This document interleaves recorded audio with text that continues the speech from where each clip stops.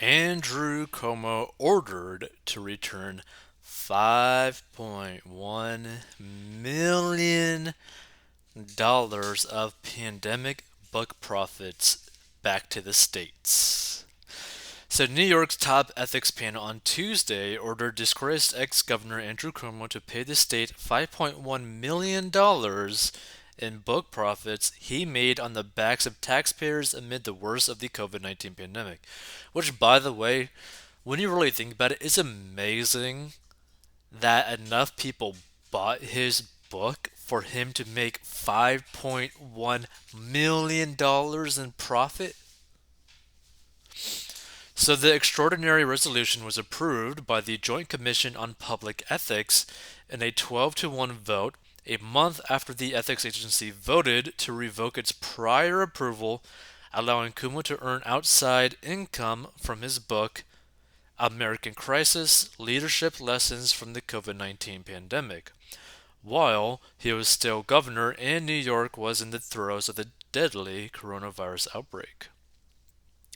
Jacob rescinded his approval after concluding that Cuomo violated pledges not to use state resources or government staffers to prepare the book. He must pay the money to the state by next month.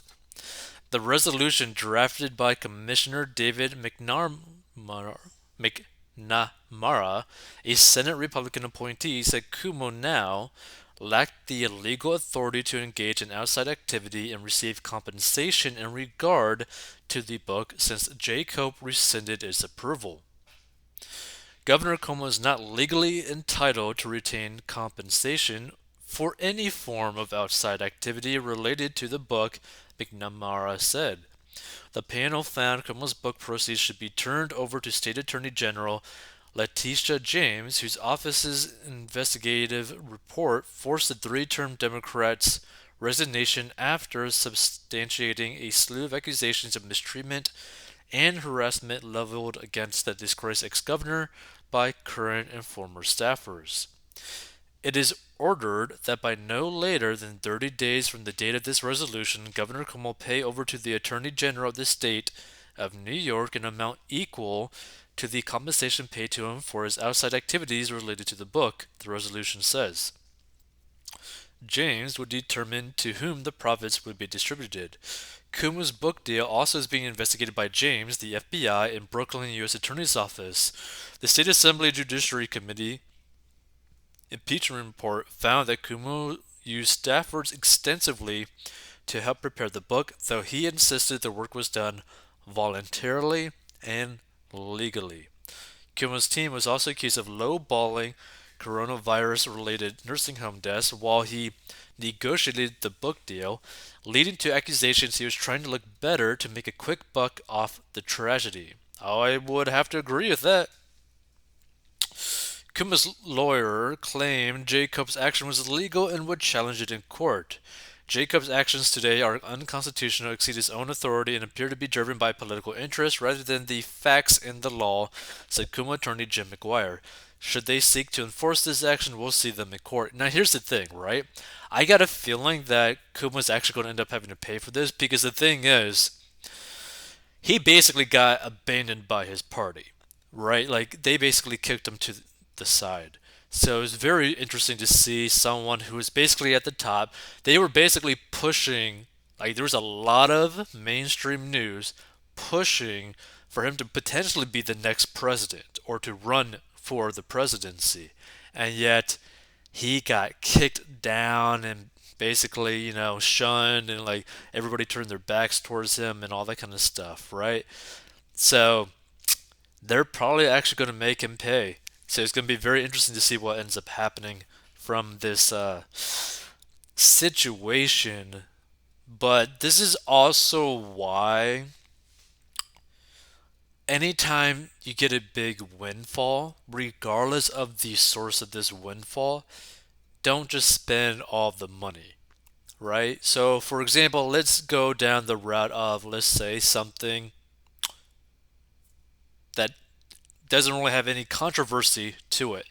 Let's say, for example, you get a win off of a scratch off lottery ticket in the tune of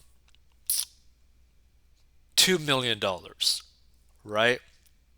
And you decide to do the lump sum. So let's just keep things simple because taxes are very complicated and vary from state to state. So let's just say after everything's said and done, you would have like $1 million into your account.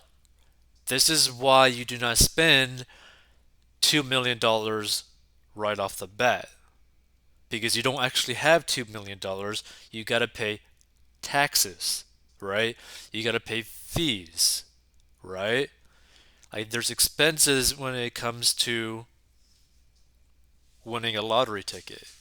Another example of this is like let's say that you went on a game show and you won a brand new car, right? Well, this brand new car is like $200,000. But if you're only making like 20 grand a year after tax, 20 grand a year, you are going to get bumped up into a brand new tax bracket and you may not even realize this, right?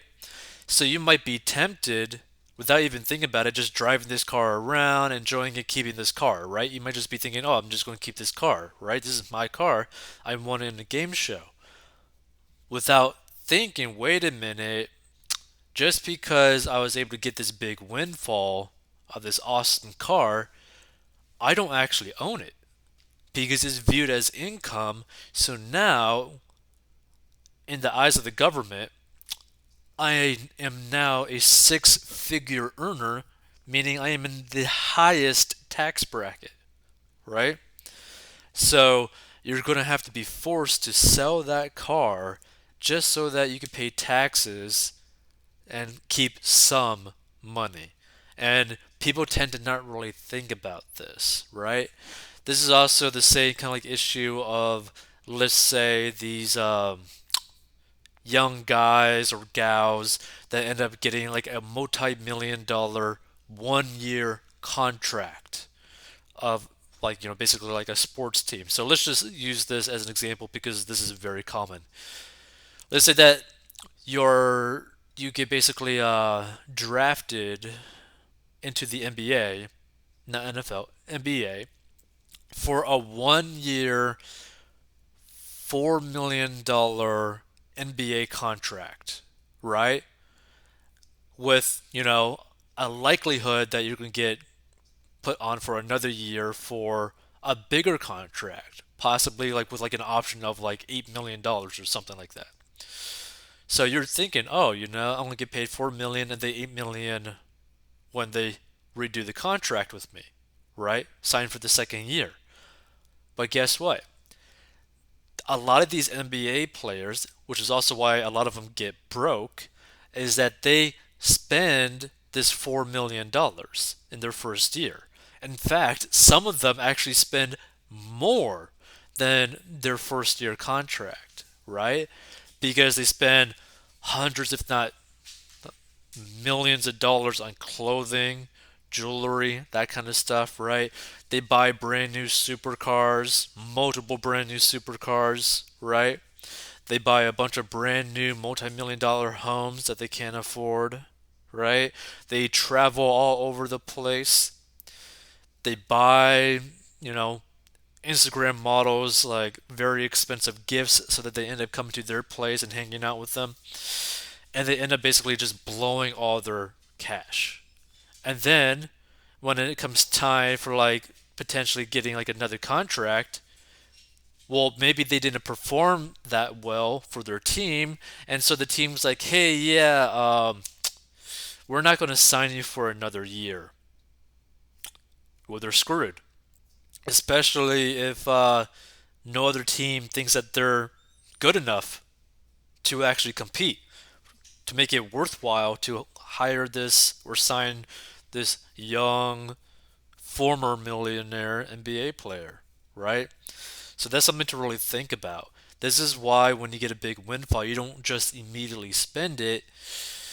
You hold on to it, you make smart decisions, and you try to make it grow and keep it, right? Be a little bit more conservative with this amount of money if it's a windfall, just in case something were to happen, you can deal with it and it not be a big issue.